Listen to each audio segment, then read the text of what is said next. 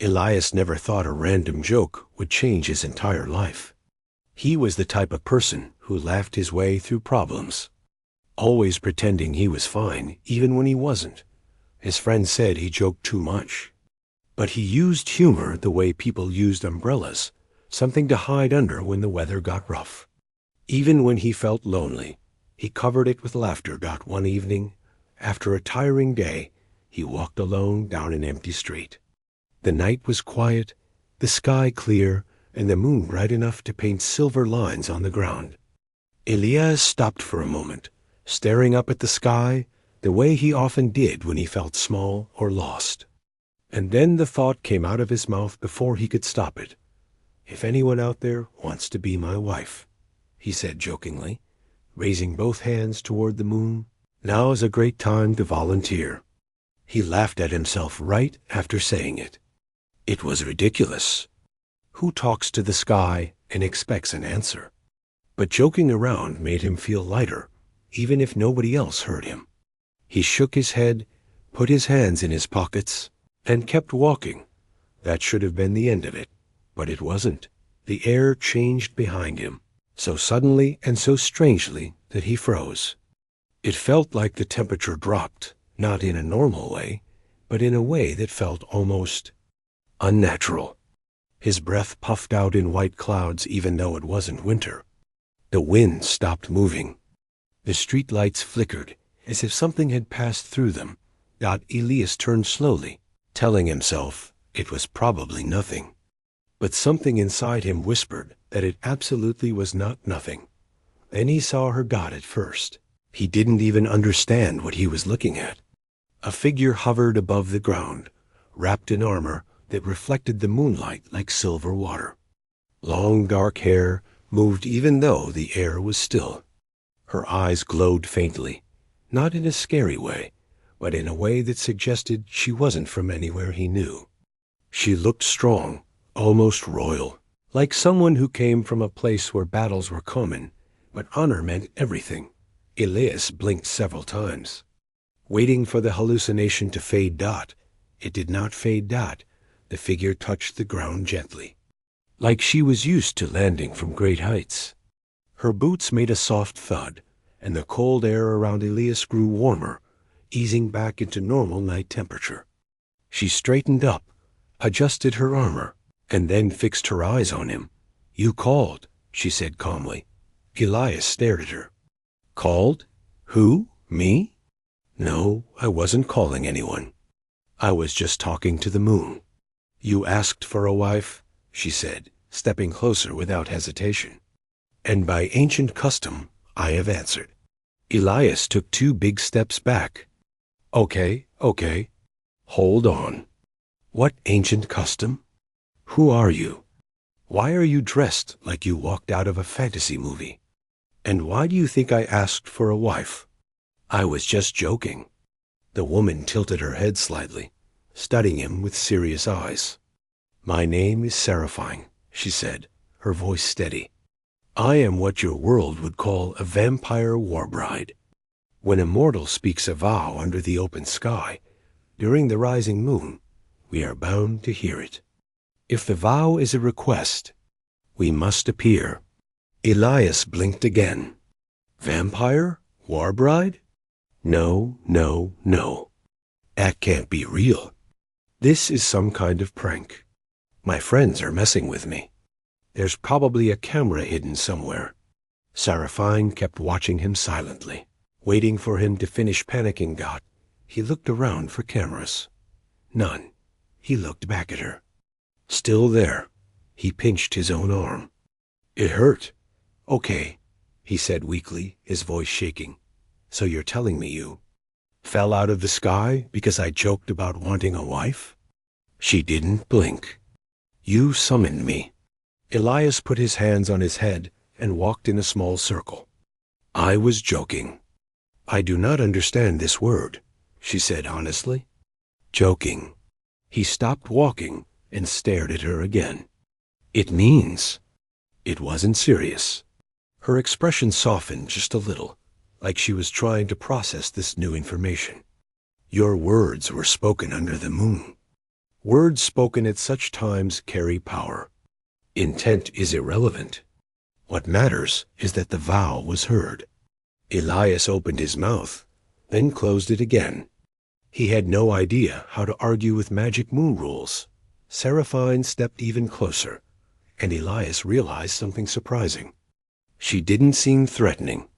Even though she wore armor and carried herself like a warrior, her presence felt more protective than dangerous.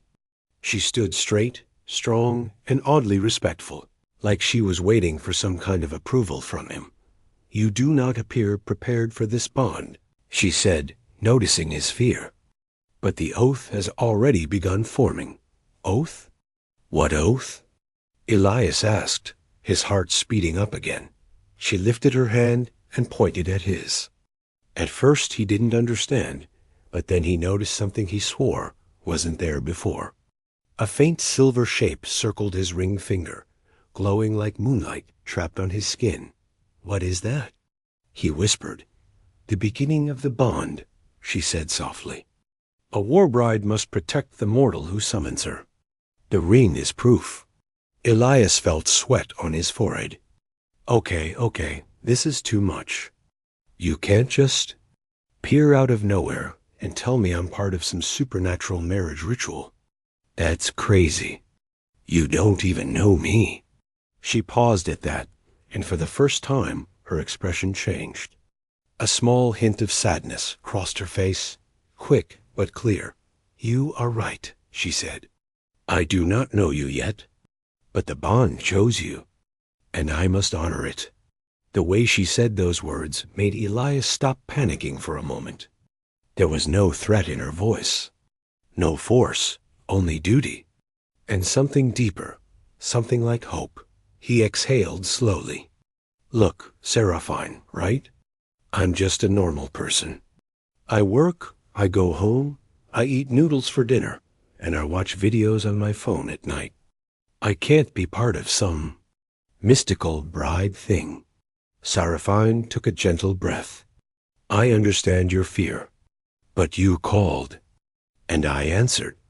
I cannot leave until the bond fades or completes." "So it can fade?" he asked quickly. "Yes," she said, nodding. "If you truly reject me, it will weaken. But that also means the protection ends. Others may sense the broken bond." Elias didn't understand what that meant, but something in her tone told him he probably didn't want to find out. He sighed again, rubbing his face. "Okay, for tonight, let's just calm down. I need to figure out what to do. And maybe you can explain things slowly, like a normal conversation, instead of a dramatic fantasy entrance." Seraphine nodded with surprising patience. "I can do that." They stood there for a moment, the cold night slowly warming around them again. Elias didn't know whether to laugh, run, or just sit down on the ground and accept that his life had officially stopped being normal. He finally muttered, "I regret joking at the moon." Seraphine calmly replied, "Your regret changes nothing. I am here." And somehow, instead of feeling afraid, Elias felt a strange sense of curiosity, like his life had just opened a door he didn't know existed. Whatever was coming next, it was clear his world had already changed. Elias didn't sleep much after that night. How could he? A mysterious armored woman was sitting in his small living room, calmly studying the objects around her like she had landed on another planet. And honestly, maybe she had. Seraphine sat straight on the couch, her armor making the softest sound whenever she moved. She looked serious, like she was guarding the place even though nothing dangerous was happening.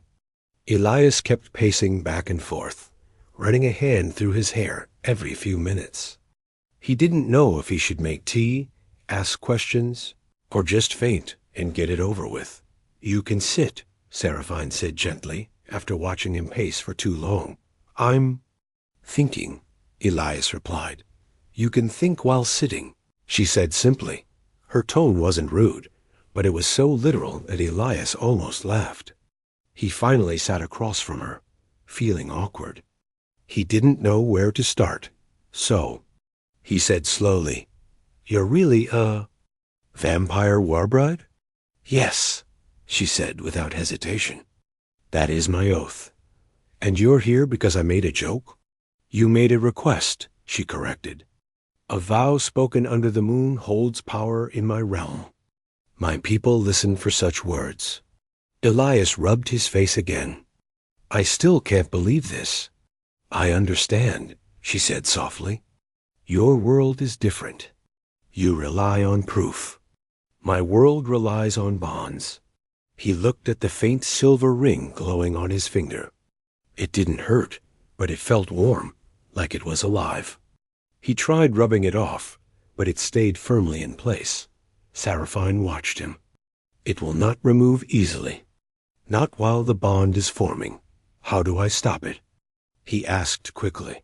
"You must reject the bond from your heart," she said. "Only then will it fade?" Elias sighed. "Okay, but before anything, I need to understand what this bond even means." Seraphine nodded, her expression serious again. "In my realm, when a mortal calls for a partner under the open moon, a warbride must answer. It is a sacred oath meant to build alliances and protect our clans. When I heard your call, I followed." Elias stared at her. "But my world doesn't have clans and oaths like that." "I know," she replied. "But my duty is the same, no matter the world." He leaned back on the couch. "Okay, but what exactly does a warbride do?" Seraphine took a moment, as if choosing her words carefully. "We guard. We guide. We support. We give strength to the one who summoned us. And in return, we receive a connection that keeps our people safe." "That sounds like a lot," Elias said quietly. "It is," she admitted. "But I accepted this life long ago." Elias didn't know what to say. He wasn't ready to be guarded or guided or anything Ed. He just wanted his normal routine back. "So," he said carefully, "if I reject the bond, you go home?" "Yes," she said. "In time, the bond will fade. And if I don't reject it?" She met his eyes. "Then the bond will grow. And you will not face anything alone." The way she said that, calm and honest, made him pause. There was no pressure in her tone, no demand, just truth. He looked away and exhaled. "This is so confusing." "Then let me explain my world," Seraphine offered. She began talking about her realm, though in simple enough words that Elias could follow. She described tall stone towers glowing with soft blue light, skies filled with shimmering trails, and cities protected by ancient magic. But she also mentioned something darker, whispers of unrest, disagreements between clans, groups who wanted power for themselves. "They sense oaths," she said quietly. "When a warbride forms a bond in any realm, they feel the shift." Elias frowned. "What does that mean?" "It means someone may come looking," she said truthfully. "But do not fear. I will protect you." "That's what I'm worried about," he muttered. "I'm not trying to get involved in some fantasy war." "Neither am I," Seraphine said. "I came because a call was made. Nothing more." Elias looked into her eyes and realized something surprising. She wasn't just a warrior following orders. She carried responsibilities he couldn't begin to understand. A life she didn't choose, but accepted because it was expected of her. "Do you even want this bond?" he asked quietly. Seraphine blinked in surprise. "That is not usually asked." "I'm not usual," Elias said, shrugging. She looked down at her hands for a moment. "A warbride's life is built around duty. Wanting is rare. We are trained to accept whatever the bond brings." "That sounds lonely," Elias said. Seraphine didn't answer, but the silence told him enough. After a while, Elias stood up. "Okay, you must be hungry." She tilted her head. "Hungry?" "It's when you want food," he explained. "I eat only a little," she said. "But yes." Elias went to the kitchen and opened a few cupboards. He wasn't sure what someone from another realm could eat, so he started simple bread, fruit, some boiled eggs. He placed everything on the table. Seraphine approached and sat like she was learning a new custom. She examined the food, touched the bread lightly, then took a small bite. Her expression relaxed. "It is warm," she said, "and simple. I like it." Elias smiled a little. "Good, because this is all I can make without burning the house down." She didn't understand the joke, but she nodded politely. After eating, she looked around his small place again. "Your home is quiet, but it feels safe." "Usually," Elias said, "except for tonight." She looked down. "I did not wish to disturb your life." "I know," he replied gently. "It's not your fault. This whole thing is just new for me." "And for me," she added. "A mortal from another realm never summoned a Warbride before. You are the first." Elias froze. "Wait, I'm the first? Ever?" "Yes," she said. "Which means others may not understand this bond. They may question it. They may want to test it." Elias swallowed hard. "Test how?" "Wait, don't answer that. I probably don't want to know." Seraphine nodded thoughtfully. "You wish for safety. I will ensure it." He stared at her. She spoke with such certainty, such calm strength, that part of him felt reassured. Another part wanted to hide under his bed. "Look, Seraphine," he said carefully. "I'm grateful you're not angry or forcing anything. But I need time. A lot of time. I barely understand what's happening." "I can give you time," she said softly. "The bond is slow. It listens to your heart. How long do I have?" He asked. "Until the moon completes its cycle," she replied. "Then the bond either fades or becomes permanent." Elias blinked. "A month? That's all?" "Yes," she said.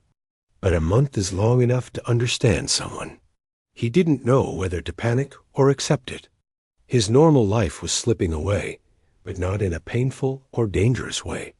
Just unexpected. And Seraphine, despite her armor and strange presence, seemed kind, honest, and patient. Night grew deeper, and both of them fell quiet. Elias finally spoke. "So what happens now?" Seraphine thought for a moment. "Now we learn." "Learn what?" "Each other," she said simply. Elias didn't answer. He just looked at her, this mysterious, serious, gentle warrior who arrived because of a joke. Maybe this month would be complicated. Maybe it would be scary. But for the first time since she appeared, Elias felt something strange inside him, curiosity, and a tiny spark of trust. Elias woke up the next morning feeling like he had dreamed everything. For a moment he lay in bed staring at the ceiling, hoping the strange ring on his finger would be gone. But when he lifted his hand, the faint silver band glowed softly. So it wasn't a dream. He sat up slowly, feeling that mix of confusion and curiosity again. Part of him wanted to hide under the blankets forever. Another part of him wanted to walk back into the living room and see if Seraphine was still there, or if she had simply vanished back to her world overnight. He stepped out quietly, and there she was. Seraphine sat cross-legged on the floor, eyes closed, breathing slow and steady. She wasn't asleep. It looked more like she was meditating. Morning sunlight fell across her armor, making it shine faintly. She looked calm, peaceful, almost gentle. She opened her eyes as soon as she sensed him. "Good morning," she said, her voice soft. Elias scratched the back of his neck. "You don't sleep?" "Warbrides rest lightly," she said. "We stay aware. It is part of our training." He couldn't imagine living like that. "Well, good morning." She stood up with graceful movements, like she had been trained to move without wasting a single motion. Did you rest? I tried, he said honestly. My brain didn't want to cooperate. That is understandable, she replied. Your life changed suddenly. He nodded. There was no point pretending otherwise. Seraphine looked around the room. Your world is peaceful in the morning.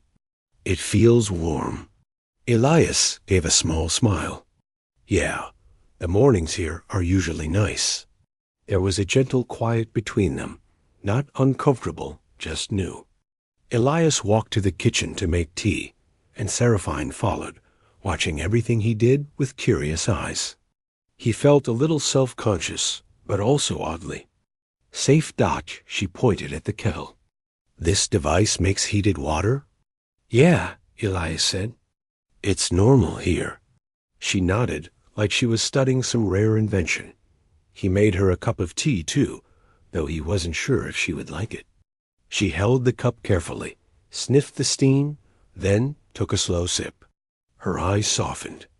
It is calming, she said. I like this. Elias felt strangely proud. Good. As they drank, Seraphine looked at him with a serious expression. There is something you must know. Elias tensed. What now? The bond grew stronger last night. He almost dropped his cup. Stronger? Yes, she said. Not complete, but no longer fading. Elias' heartbeat quickened. But how? I didn't accept anything. It listens to more than words, she said gently. It listens to trust, to intention. He stared at her. So you're saying the bond grew because I didn't freak out and run away? Because you treated me kindly, she said. Kindness carries power too. Elias had no idea his personality could influence supernatural rituals. So what does that mean? He asked. It means, Seraphine said, that you now have a choice that cannot be delayed. You must decide if you want the bond to fade completely or continue to grow. Elias swallowed. He had been trying not to think about this moment. I still don't know if I'm ready. You do not need to be ready, she said calmly. You only need to be honest. Elias sighed deeply. Can I ask something? Anything. Why did you look? Sad yesterday? When I asked if you wanted this bond. Seraphine hesitated for a moment, as if choosing her words carefully. In my world, warbrides are not often given choices. Our lives are shaped by duty. Some bonds are formed without warmth. Some are formed out of fear. But yours... She paused, her eyes softening. Yours was not made with fear or force. It was made with a simple call. It is rare. Elias felt a tightness in his chest, something gentle, but real. He didn't know her world, but he could feel she carried a lot inside her. Things she never spoke openly. Seraphine, he said slowly, I'm not someone special. I work a normal job. I live alone. I make instant noodles most nights. I don't know anything about magic or oaths or any of this. You do not need to be special, she said. You only need to be yourself. He didn't know why, but those words touched him deeply. They spent the rest of the morning talking. Seraphine explained how her world was changing, how some groups believed old traditions should end, how others feared losing their heritage. She didn't describe battles or threats, only the tension, the uncertainty, the feeling of standing at a crossroads. Elias listened quietly. He realized her calmness came from years of responsibility. She didn't want power. She wanted peace. As the day passed, Seraphine learned more about his world. She asked about trains, phones, streetlights, and even the sound of cars honking outside. Everything fascinated her. At one point, Elias took her outside for a walk. She looked around like everything was new: the trees, the people jogging, the dogs barking, the smell of street food. Children ran past, laughing loudly. Seraphine watched them with a soft expression. Your world has joy, she said quietly. Pure joy. Elias glanced at her. Does yours not? It is different, she said. Our joys come with rules. Yours seem free. He didn't know what to say to that thought as they walked. Elias noticed something else. The silver ring on his finger glowed brighter in the sunlight. Seraphine saw him looking at it. It reacts to trust, she said softly. It senses connection. Between us? He asked. Yes. He looked forward again. This is a lot to process. I know, she said. But you handle it with more grace than you believe. Elias let out a small laugh. I don't feel graceful. But you are honest, she said. It is enough. They walked a little more, then returned home, both of them quiet but comfortable. The kind of quiet two people share when they don't need to fill every moment with words. By evening, Elias sat on the couch again, staring at the ring. Seraphine watched him gently. You are thinking, she said. I'm always thinking lately, he said. What does your heart say? She asked. He looked at her, really looked at her. Not as a mysterious warrior or someone from another world, but as someone who had shown him sincerity, patience, and kindness. Someone who came into his life without warning, but never tried to control it. Someone who seemed to care for him in a way he didn't fully understand yet. I don't want you to leave, Elias said quietly, the moment the words left his mouth. The ring on his finger glowed softly, spreading warmth through his hand. Seraphine's eyes widened slightly, not with fear, but with gentle surprise. You have chosen, she whispered. Elias nodded, though his heart raced. I don't know what the future looks like. I don't know how this bond will change things. But I know this. I'm not afraid of it anymore. Seraphine stepped closer. Then neither am I. The warmth around Elias grew calm, steady like the beginning of something new, not the end of something old. And for the first time since she appeared, Elias felt completely at ease, not because everything made sense, but because he wasn't facing it alone. The bond, whatever it truly meant, didn't feel like a chain, it felt like a beginning. A strange one. Yes, not unexpected, absolutely, but real. And as night fell again, Elias realized something quietly beautiful. A playful joke had opened a door he never knew existed, and brought someone into his life who felt strangely like home.